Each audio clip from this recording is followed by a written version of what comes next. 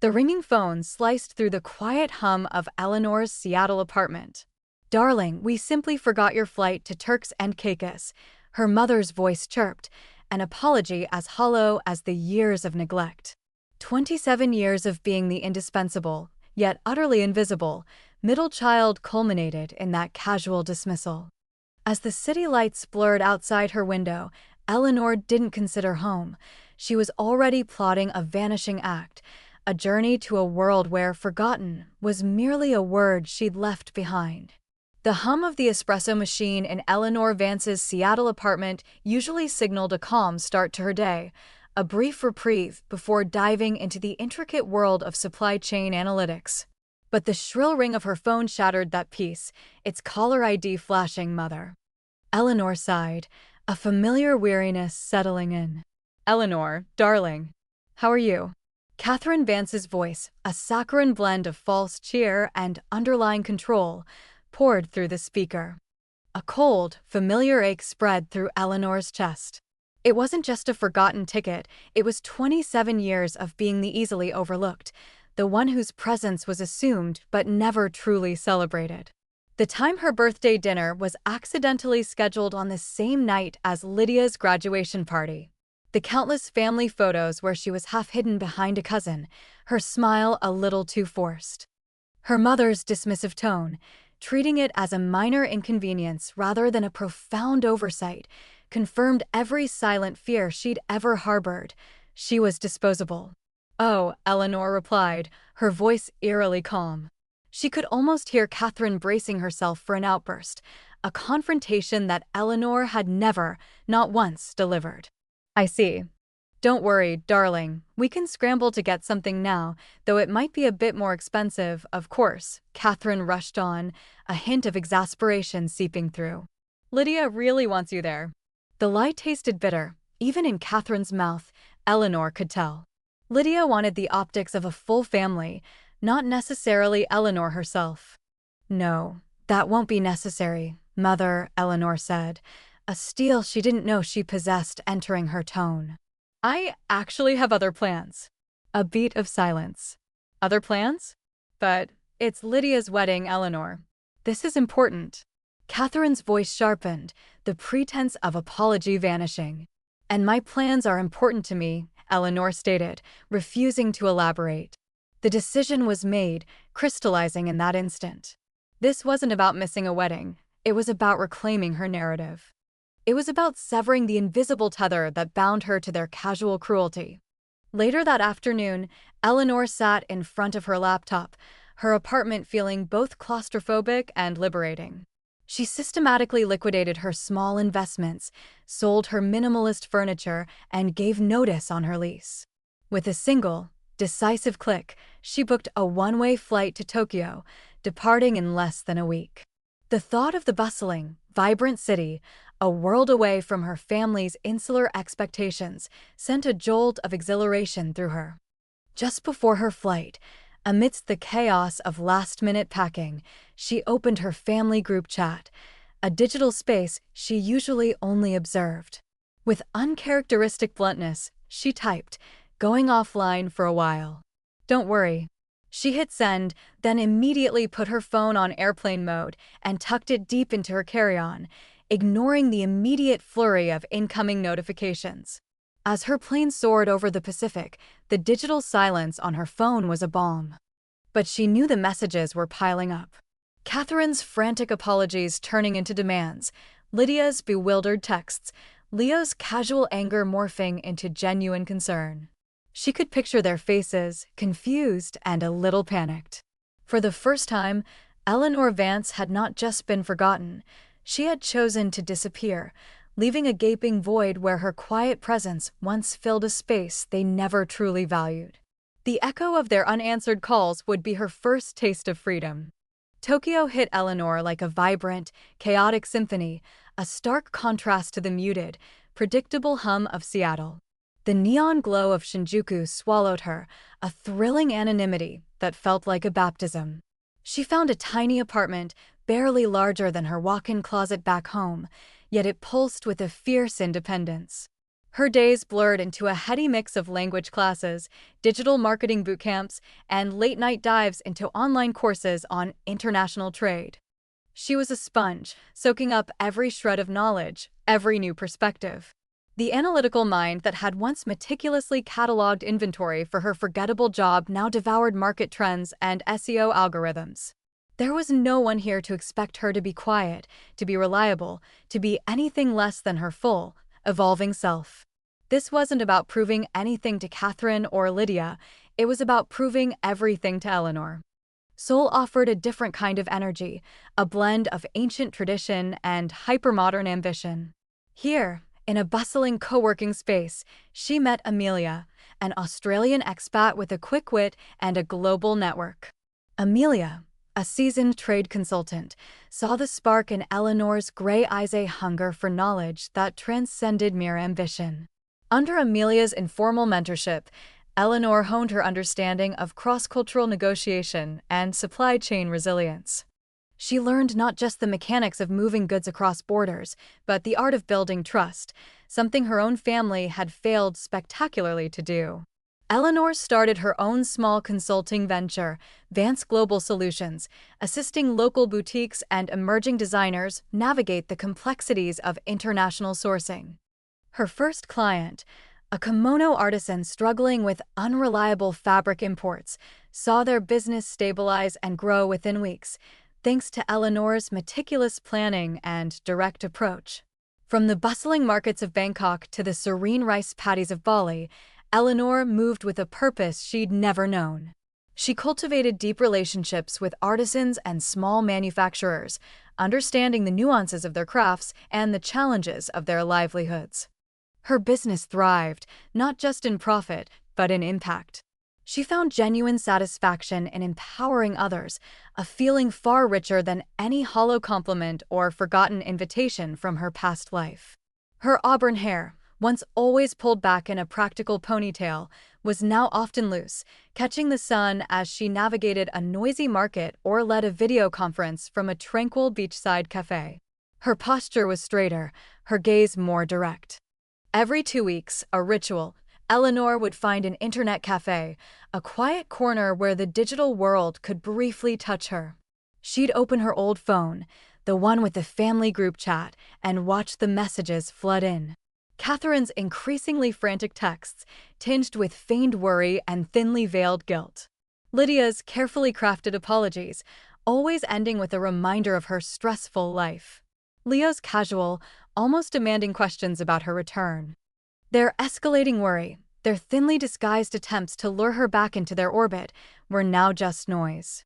She read them, sometimes with a faint, almost clinical amusement, sometimes with a pang of the old hurt, but mostly with a growing sense of detachment. They were desperately trying to reclaim the reliable Samantha, but that person had ceased to exist. Eleanor Vance, the globally astute businesswoman, was too busy building her own empire to answer. Her silence wasn't passive aggression, it was a declaration of war on her old identity, a war she was decisively winning, one ignored message at a time. She was no longer defined by their oversight, but by her own magnificent, self-made expanse. 7 months had melted into the vibrant tapestry of Asia, each sunrise a testament to Eleanor's unwavering resolve. Tokyo's neon pulse, Seoul's ancient grace, Bangkok's chaotic symphony, Hanoi's quiet resilience, and Bali's spiritual calm had all contributed to the forging of a new self. The reliable, quiet Samantha was a ghost of a past life, replaced by Eleanor Vance, a woman whose every decision was now anchored in purpose, not passive expectation. She was a proficient digital marketer, a shrewd negotiator in international trade, guided by the pragmatic wisdom of Amelia, her Australian mentor. Her small consulting business thrived, meticulously optimizing supply chains for a network of burgeoning enterprises she had cultivated from the ground up. One humid afternoon in a quiet internet cafe in Ubud, after a particularly fulfilling day of sealing a deal for Balinese artisan textiles, Eleanor decided to perform her bi-weekly ritual, a cursory glance at her neglected family inbox. Among the usual deluge of miss you and worry about you texts from Lydia and Leo, a video message from her father, Richard, stood out. His face, usually a picture of composed authority, was etched with a weariness she hadn't seen before. She clicked play. Richard's voice, thick with genuine emotion, began, "Eleanor, my dear, we've made a profound mistake. Your mother and I, we took you for granted. We forgot you, not just the wedding, but we forgot to see you, truly see you, for so long. Please come home. We want to make amends. We need you back." His words, once capable of shattering her, now felt distant, like echoes in a foreign land. There was no surge of anger, no wave of relief, just a quiet understanding. Her initial fury, the raw wound of betrayal, had cauterized itself over months of relentless self-rebuilding. She didn't need their validation anymore. She had outgrown the need for their apology. Her self-worth was no longer a currency exchanged for their attention, but a solid, intrinsic value she had meticulously crafted. She closed the laptop, leaving the message unanswered, her resolve firmer than ever. Just 2 days later, a notification pinged on her LinkedIn. A connection request from Ms. Isabella Thorne, senior buyer at Zenith Pharma.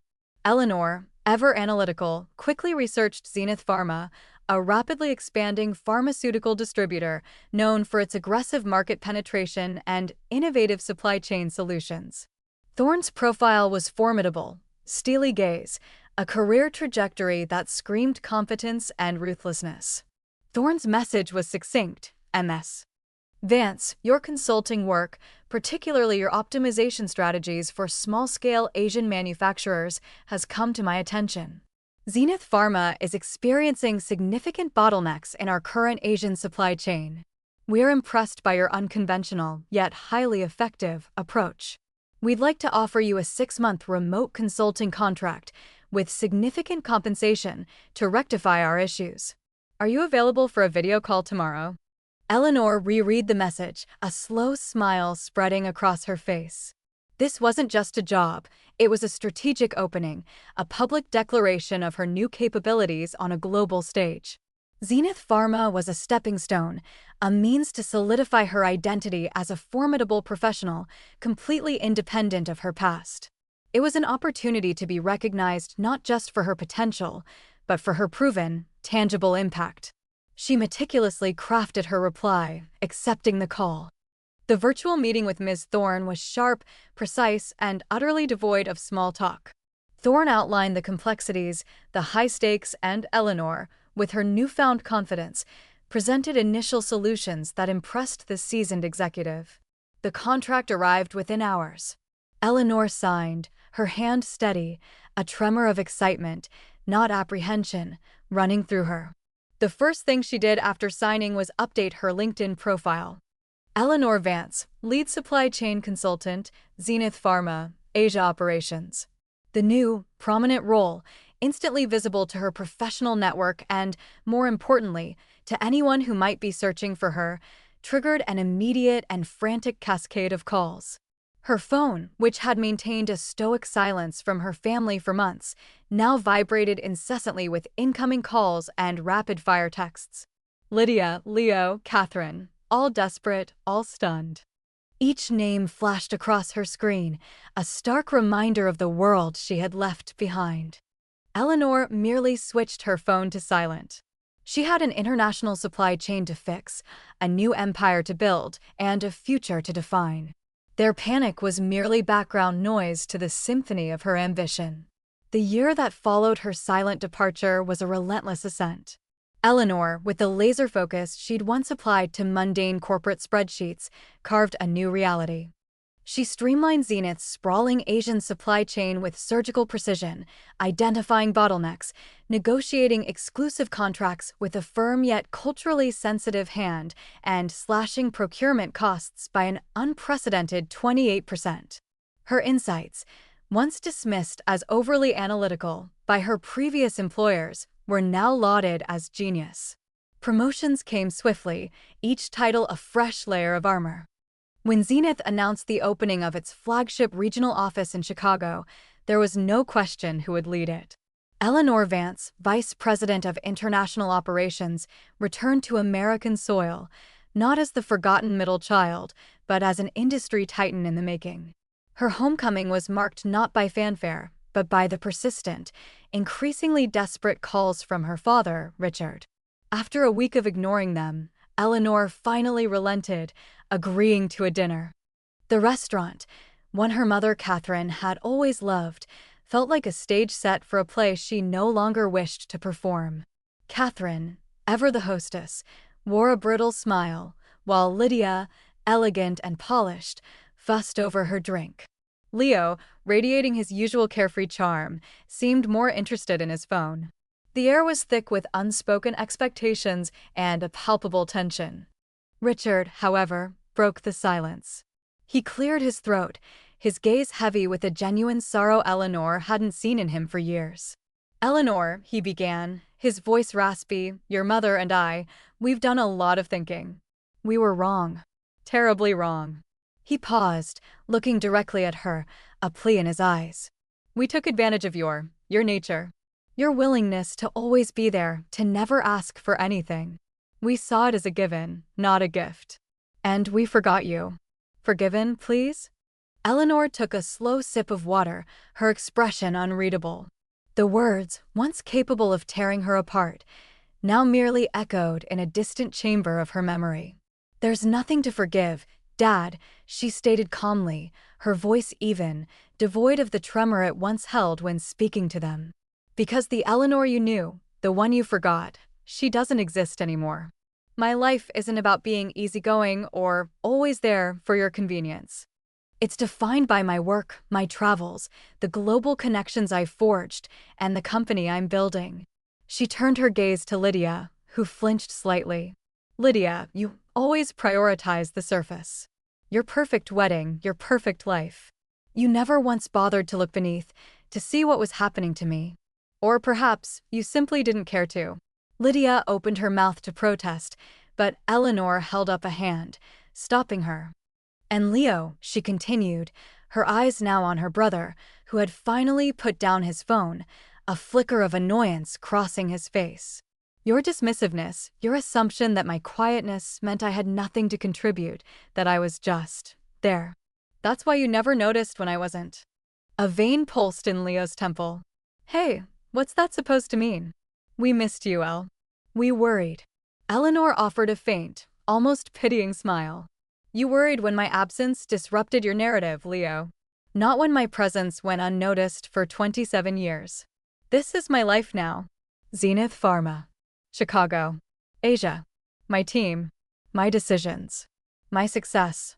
And it is entirely my own, not for your approval, not to fill a void you created, and certainly not to be shared as if it were a family triumph." She placed her napkin neatly beside her untouched plate. "Consider this a new beginning. We can have a relationship, but it will be on new terms. Terms where I am seen, respected, and where my boundaries are understood. Or we don't."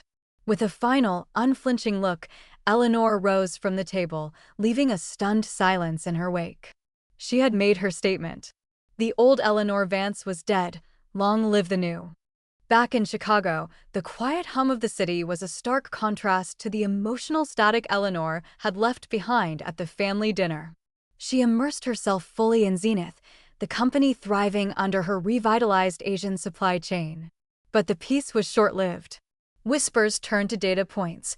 A competitor, her former employer, was aggressively moving into Zenith's newly secured markets, using disturbingly similar strategies. Eleanor felt a cold knot tighten in her stomach. Her work, her intellectual property, was being plundered. A quick dive into industry reports confirmed her suspicion. The architect of this clumsy imitation was none other than Arthur Sterling. The name alone tasted like ash.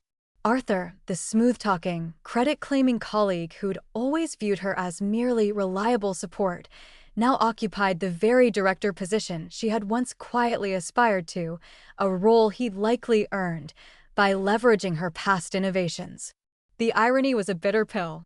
He'd barely acknowledged her existence when she'd toiled for the company, yet now he was attempting to ride on the coattails of her global reinvention. Arthur reached out, a seemingly innocuous email suggesting a catch-up coffee while he was in Chicago. Eleanor read the subject line, a faint, almost imperceptible smile touching her lips. A catch-up indeed. She accepted, meticulously selecting a chic, minimalist cafe known for its quiet corners and excellent coffee, a setting that projected professional calm while concealing her intent. This wouldn't be a friendly reunion. It would be a precision strike. Arthur arrived, his usual swagger intact, a too bright smile plastered on his face. "Eleanor, look at you, executive at Zenith." Heard great things, he began, leaning forward, feigning genuine interest, though his eyes darted around, assessing her outfit, her confidence. "So, how's the new gig? I hear you've been doing some interesting work in Asia." He paused, a barely disguised glint in his eye, clearly fishing. Eleanor met his gaze, her gray eyes unreadable. "It's been transformative, Arthur. And yes, our Asian operations have seen unprecedented growth. We've secured exclusive deals, optimized logistics, and built robust relationships with local partners who value transparency and trust." She spoke with a calm authority that had not existed in her previous life, each word a subtle flex. Arthur chuckled, a sound that grated. Right. We're actually exploring similar avenues ourselves. Very cutting-edge stuff, those direct-to-manufacturer contracts, cultural immersion. It's almost like someone laid the groundwork for it years ago, wouldn't you say? He winked, a transparent attempt to claim a shared history, to imply he was equally responsible for her breakthroughs. Eleanor took a slow sip of her latte. Perhaps. But true cultural understanding, Arthur, isn't something you can explore from a corporate HQ. It's built on years of immersion, trust, and a willingness to adapt, not just replicate. We discovered, for instance, that a critical component of our success lay in understanding regional nuances in contract law and local negotiation styles, something you simply can't glean from a textbook or a hastily assembled internal report. She watched his smile falter, just slightly. She continued, her voice even, but with an underlying steel that cut through his polished veneer. "Our proprietary data models, which I designed, allowed us to predict and mitigate supply chain disruptions with a 98% accuracy rate. We've managed to reduce our lead times by 40% and overall costs by 25%, translating directly into a 15% increase in market share in key Asian territories. Zenith is now the dominant player, effectively squeezing out competitors who attempt to enter those markets with less sophisticated, less integrated approaches." Arthur's face paled. He cleared his throat, suddenly looking uncomfortable. "Well, that's impressive, Eleanor. But surely there's room for everyone." "There is," Eleanor conceded, a cool, almost detached tone now. "But not for those who seek to copy without comprehension. Your attempts, Arthur, to replicate what took me a year of ground-up rebuilding and genuine relationship forging have unfortunately been transparent and predictable." She leaned forward slightly, her voice dropping to a low, impactful register. "Zenith's market analytics department has been tracking your company's declining performance in these regions. The substantial losses your firm has incurred trying to force a square peg into a round hole are a matter of public record now. While you were busy exploring similar avenues, we were busy owning them." She concluded, pulling out her phone and placing it on the table, a single, recent industry report displayed on the screen, detailing Zenith's market dominance and the competitors' significant downturn. "This isn't just about professional success, Arthur. It's about understanding that true value isn't something you can simply take credit for or clumsily emulate. It's earned through genuine insight, hard work, and a commitment to building something authentic. Something, it seems, your current leadership might be struggling to grasp." Arthur stared at the phone screen, his confident facade completely shattered, replaced by a mask of shock and a nascent fear. The coffee meeting, designed by him to extract information, had been masterfully turned into his professional reckoning. Eleanor had not just proven her worth, she had laid bare his inadequacy and sealed her former employer's fate, all with a quiet, devastating precision. This was not revenge born of anger, but justice forged in strategic brilliance. The offer came less than a week after the fateful meeting with Arthur. Miss Thorne, her steel-gray eyes gleaming with approval, formally extended the position of Vice President of International Operations. Eleanor accepted without hesitation, her quiet confidence now a palpable force. It was a formal acknowledgement of what she had already become. Her inaugural act in this new role was a presentation to Zenith's board of directors. The room was a stark tableau of power, polished mahogany, hushed whispers, and the piercing gazes of industry veterans. Eleanor, standing at the head of the long table, felt no tremor. She didn't need to prove herself to them. Her work had already spoken volumes. Her slides were crisp, data-driven, yet infused with a vision that transcended mere numbers. She articulated a global strategy that wove together her deep understanding of Asian markets, the innovative supply chain solutions she'd implemented, and a bold projection for Zenith's expansion into untapped regions. She spoke of local partnerships forged with respect, of efficiency born from cultural fluency, and of a future where Zenith wasn't just a player, but a dominant force. When she finished, a profound silence enveloped the room before breaking into a ripple of impressed murmurs. The board, accustomed to conventional pitches, was captivated by her quiet authority and the sheer scale of her strategic thinking. Unanimously, they not only approved her plan but, in an unprecedented move, offered her a seat on the board, the youngest member in Zenith's history. The fallout from her strategic brilliance was swift and devastating for others. Arthur Sterling, his reputation irrevocably damaged by his failed attempts to mimic Eleanor's work and his company's subsequent market erosion, was summarily dismissed from his director position. Not long after, the news broke. Eleanor's former employer, unable to recover from the relentless pressure exerted by Zenith's surging market share, a collapse engineered almost entirely by Eleanor's strategies, was acquired by a larger, less agile competitor. It was a corporate obituary penned by her own meticulous hand, a silent, resounding victory. Amidst the professional crescendo, a softer, yet equally significant shift occurred on the personal front. Lydia, her golden child sheen dulled by recent struggles in her own marriage and a stalled architectural career, called. Her voice, usually brimming with casual superiority, now held an unfamiliar note of vulnerability.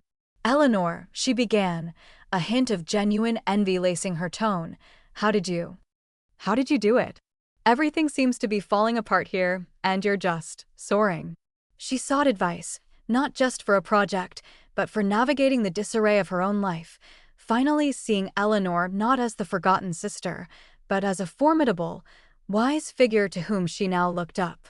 Eleanor offered counsel, calm and detached, a quiet reversal of their lifelong dynamic. Her parents, Catherine and Richard, made more earnest, if still somewhat awkward, attempts at reconciliation. Richard, in particular, conveyed a deeper remorse, acknowledging the systematic neglect that had cast such a long shadow over Eleanor's early life. Catherine, too, softened, admitting she had been blind. Yet, as Eleanor listened, a part of her understood they could never fully grasp the chasm she had crossed, the raw, searing pain of being forgotten that had been her crucible. Their appreciation, though genuine now, felt like an echo from a different lifetime. Eleanor often found herself gazing out of her high-rise Chicago office window, watching the city lights glitter like distant stars. She had built this, brick by brick, flight by flight, contract by contract. The girl who was forgotten, whose absence at a destination wedding had barely registered, had become an architect of her own destiny, a titan of global enterprise. The irony was not lost on her. Being deemed inconsequential had been the ultimate catalyst, freeing her from the suffocating expectations and limited perceptions of her family. It had forced her to look inward, then outward, to forge a path on her own terms, one international flight at a time, until she was undeniably, irrevocably exceptional.